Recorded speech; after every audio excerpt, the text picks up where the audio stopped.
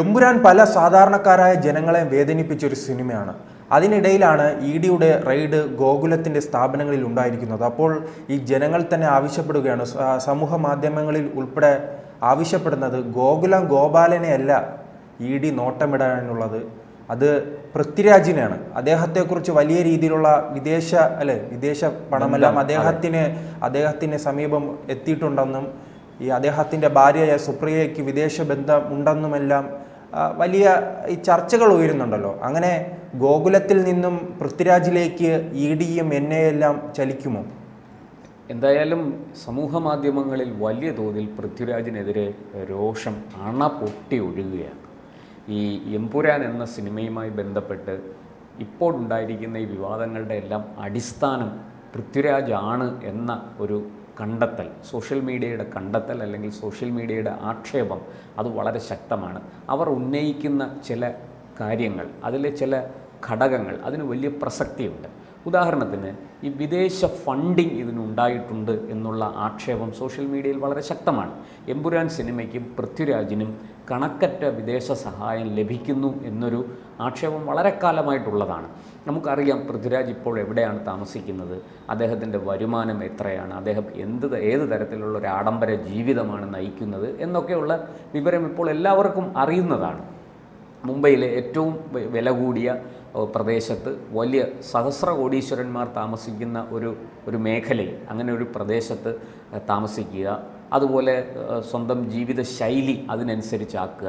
നമുക്കറിയാം ഒരു 10-22 വർഷമേ ആയുള്ളൂ ഈ പൃഥ്വിരാജ് സിനിമയിൽ വന്നിട്ട്. മോഹൻലാലിനെ പോലെയോ മമ്മൂട്ടിയെ പോലെയോ 4-5 പതിറ്റാണ്ടായിട്ട് സിനിമയിൽ നിറഞ്ഞു നിൽക്കുന്നയാളല്ല. അവർക്ക് പോലും ഇല്ലാത്ത ചില സൗകര്യങ്ങൾ പൃഥ്വിരാജിനുണ്ട് എന്ന സോഷ്യൽ മീഡിയ ചൂണ്ടിക്കാണിക്കുന്നു. അത് സംബന്ധിച്ച് അന്വേഷിക്കണം എന്നാണ് സോഷ്യൽ മീഡിയയിൽ ഉയരുന്ന ആവശ്യം. അത് ന്യായവുമാണ്. കാരണം നമ്മുടെ രാജ്യത്ത് ഇപ്പോൾ ഷാറൂഖ് ഖാനെ പോലെയുള്ള, സൽമാൻ ഖാനെ പോലെയുള്ള ഈ ഖാൻ ത്രയന്മാർ അവർക്കെല്ലാം ഉള്ള സൗകര്യങ്ങളും അവരുടെ പുറത്ത് പല കാലങ്ങളിൽ നടന്ന അന്വേഷണങ്ങളും ഒക്കെ നമുക്കറിയുന്നതാണ്. അവരെയൊക്കെ പലതരത്തിൽ അവർക്ക് പിഴ ഒടുക്കേണ്ടി വന്നിട്ടുണ്ട്. അവരെ സംബന്ധിച്ച് ചില കണക്കുകളിൽ പൊരുത്തക്കേടുകൾ കണ്ടെത്തിയിട്ടുണ്ട്. അതൊക്കെ കൃത്യമായിട്ട് ഈ രാജ്യത്ത് നടന്നു പോയിട്ടുള്ളതാണ്. അതുപോലെ പൃഥ്വിരാജിനെ സംബന്ധിച്ചും അത്തരം ചില കാര്യങ്ങൾ അന്വേഷിക്കണമെന്ന ആവശ്യമാണ് സോഷ്യൽ മീഡിയയിൽ ഉയരുന്നത്. പൃഥ്വിരാജ് ഏതെങ്കിലും തരത്തിലുള്ള കുറ്റങ്ങൾ ചെയ്തോ ഇല്ലയോ എന്ന് നമുക്കറിയില്ല. പക്ഷേ അദ്ദേഹം വാര്യംകുന്നൻ സിനിമയുമായി ബന്ധപ്പെട്ടാണ് ഈ വിവാദം തുടങ്ങുന്നത്. ഈ വാര്യംകുന്നനുള്ള ഫണ്ട് എവിടെ നിന്ന്, ഈ വാര്യംകുന്നനെ വെള്ളപൂശി സിനിമ എടുക്കാൻ ആരാണ് പ്രേരിപ്പിക്കുന്നത്, ആരാണ് അതിന് ഫണ്ട് ചെയ്യുന്നത് എന്ന ചോദ്യം അന്ന് തന്നെ ഉയർന്നതാണ്. അന്ന് അതിന് കൃത്യമായൊരു മറുപടി ആരും പറഞ്ഞില്ല. പൃഥ്വിരാജ് ആകട്ടെ അല്ലെങ്കിൽ ആ സിനിമയുമായി ബന്ധപ്പെട്ട് ചർച്ചകൾ നടത്തിയ ആരും തന്നെ അതിനെക്കുറിച്ചുള്ള വിവരങ്ങളൊന്നും പുറത്തു പറഞ്ഞില്ല. പക്ഷേ അന്ന് അതിനെക്കുറിച്ച് സമാന്തരമായി ചില രഹസ്യ അന്വേഷണങ്ങൾ നടന്നു. അതിനെ സംബന്ധിച്ച് ചില രഹസ്യ റിപ്പോർട്ടുകൾ മുകളിലേക്ക് പോയിരുന്നു, കേന്ദ്ര ആഭ്യന്തര മന്ത്രാലയത്തിനും മറ്റും പോയിരുന്നു.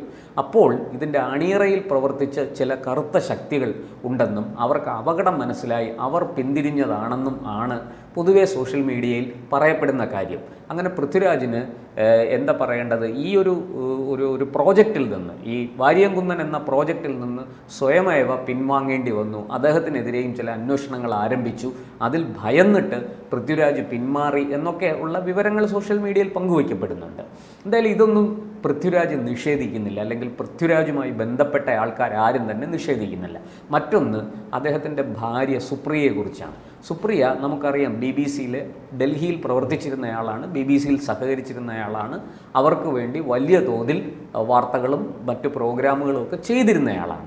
അങ്ങനെയുള്ളൊരു മാധ്യമ പ്രവർത്തക കൂടിയായ സുപ്രിയ ആദ്യം സൂചിപ്പിച്ചതുപോലെ തന്നെ സുപ്രിയയുമായി ബന്ധപ്പെട്ട് വലിയ രീതിയിൽ അന്വേഷണം വേണമെന്ന് ജനങ്ങൾ ആവശ്യപ്പെടുന്നുണ്ട്. അതോടൊപ്പം തന്നെ പൃഥ്വിരാജിനെ ഈ വഴിക്ക് എത്തിച്ചതും അതിനു പിന്നിലും സുപ്രിയയ്ക്ക് പങ്കുള്ളതായല്ലേ, ഭർത്താവിനെ വഴിതെറ്റിച്ചത് ഭാര്യയാണെന്ന വലിയ വിമർശനങ്ങളും ഉണ്ടാകുകയാണല്ലോ. അതിന് ഇത് വെറുതെ സോഷ്യൽ മീഡിയ വെറുതെ പറയുന്നതല്ല. ഈ സുപ്രിയയും പൃഥ്വിരാജും കൂടെ കാറിലിരിക്കുന്ന ഒരു പടം, അവരുടെ ഏറ്റവും വില കൂടിയ കാറാണ്. നമുക്കതിൻ്റെ പേരുകൾ തന്നെ പറയാൻ മാധ്യമപ്രവർത്തകർക്ക് പോലും ബുദ്ധിമുട്ടുണ്ട്. അത്ര വലിയ കമ്പനിയുടെ വലിയ വിലമതിക്കുന്ന കാറാണ്. അപ്പോൾ ആ കാറിലൊക്കെ ഇരുന്നിട്ട് ഫോട്ടോ എടുത്തിട്ട് വിത്ത് മൈ സയ്യിദ് മസൂദ് എന്നൊക്കെ പറഞ്ഞ് ഫോട്ടോ ഇടുക. അതിന് താഴെ വന്നിരിക്കുന്ന കമൻറ്റുകൾ കണ്ടാൽ നമ്മൾ തന്നെ ഞെട്ടിപ്പോവും. എന്തൊരു ഭീകരമായ ആക്രമണമാണ്. സോഷ്യൽ മീഡിയ വെറുതെ പറയുന്നതല്ല. അത് പോട്ടെ, ഞാൻ അദ്ദേഹത്തെ വ്യക്തിപരമായിട്ട് അവരെ നമുക്ക് ഇതിനകത്തൊന്നും കുറ്റപ്പെടുത്താനോ പറയാനോ ഒന്നുമില്ല. അല്ല, ഭാര്യയ്ക്ക് ആഗ്രഹം ഉണ്ടായിരിക്കുമല്ലോ ഒരു ദാവൂദായി ഭർത്താവിനെ കാണണമെന്ന്. അതൊക്കെ അവരുടെ സ്വാതന്ത്ര്യമാണ്, അവരുടെ അവകാശമാണ്. പക്ഷെ അത് ചിലപ്പോൾ അഴിയെണ്ണലിലായിരിക്കും അവസാനിക്കുന്നതെന്ന് മാത്രം. എന്തായാലും ഈ പറയുന്ന പോലെ ഇനിയിപ്പോൾ അടുത്ത എമ്പുരാൻ്റെ ഈ ലൂസിഫറിൻ്റെ 3-ാം ഭാഗം ഒരു പക്ഷേ ഈ അബ്രാം ഖുറേഷി എന്ന് പറയുന്നത് ദാവൂദ് ഇബ്രാഹിം ആണോ, അല്ലെങ്കിൽ ദാവൂദ് ഇബ്രാഹിം ആണ് എന്ന് പറഞ്ഞ് വെള്ളപൂശി സിനിമ എടുക്കാൻ സാധ്യതയുണ്ട്. അതൊക്കെ പൃഥ്വിരാജിന്റെ ഇഷ്ടം, നമുക്കൊന്നും പറയാനില്ല. ദാവൂദിനെ ഹിന്ദുത്വ ഭീകരവാദികൾ അതിനുശേഷമാണ് അദ്ദേഹം ഇങ്ങനെയൊക്കെ ആയത് എന്ന് പറഞ്ഞ് മുംബൈ സ്ഫോടനം നടത്തിയത് എന്നൊക്കെ പറഞ്ഞ് വരാം. അതോടൊപ്പം തന്നെ വേദനിപ്പിച്ച ശിവസേനക്കാരാണ്. അതെ, ശിവസേനക്കാരാണ്. ആ ശിവസേനയെ പിളർത്തി, അബ്രാം ഖുറേഷിയുടെ നേതൃത്വത്തിൽ ശിവസേനയെ രണ്ടായിട്ട് പിളർത്തി ഉദ്ധവിനെ മുഖ്യമന്ത്രിയാക്കി എന്നൊക്കെ പറഞ്ഞ് അങ്ങനെയും സിനിമ വരാം. ഒന്നും അസംഭവ്യമല്ല. എന്തായാലും ഈ സുപ്രിയയെ സംബന്ധിച്ച് സുപ്രിയ ഒരു ലെഫ്റ്റ് ലിബറൽ ആണ് എന്ന ഒരു സോഷ്യൽ മീഡിയയുടെ ഒരു കണ്ടെത്തൽ, അല്ലെങ്കിൽ അത്തരത്തിലുള്ള ഒരു സുപ്രിയയെക്കുറിച്ചുള്ള ഒരു പരാമർശം വളരെ ശക്തമാണ് സോഷ്യൽ മീഡിയയിൽ. പക്ഷേ ഇപ്പോൾ ഉയരുന്ന ഒരു ആക്ഷേപം ചില BJP നേതാക്കൾ അടക്കം പറയുന്നത്, ഈ BJP നേതാക്കൾ ഇത് എങ്ങനെ പറയുന്നു എന്ന് നമുക്കറിയില്ല. പ്രത്യേകിച്ചും ഗോപാലകൃഷ്ണനെ പോലെയുള്ള ആൾക്കാർ. ഗോപാലകൃഷ്ണൻ പൊതുവേ ഈ പറയുന്നത് പോലെ വളരെ പെട്ടെന്ന് പ്രതികരിക്കുന്ന ഒരു നേതാവാണ്, വളരെ പെട്ടെന്ന് റിയാക്ട് ചെയ്യും അദ്ദേഹം. അപ്പോൾ അദ്ദേഹമൊക്കെ പറഞ്ഞത് സുപ്രിയ അർബൻ നക്സലാണെന്നാണ്. അദ്ദേഹത്തിന്റെ കയ്യിൽ അതിന് തെളിവുണ്ടോ ഇല്ലയോ എന്നൊന്നും നമുക്കറിയില്ല. അല്ല, അവരുടെ പ്രവർത്തനങ്ങളിലൂടെ നമുക്ക് അങ്ങനെ ഒരു ചിന്താഗതി വരുന്നതിൽ തെറ്റില്ലല്ലോ. കാരണം CI സമരമായാലും ലക്ഷദ്വീപായാലും ഒരു വിഭാഗം ഈ അർബൻ നക്സലൈറ്റുകളാണ് ഈ വിഷയം കൂടുതൽ ഇത്തരം വിഷയങ്ങളെ കൊഴുപ്പിക്കുന്നത് അവരാണ്.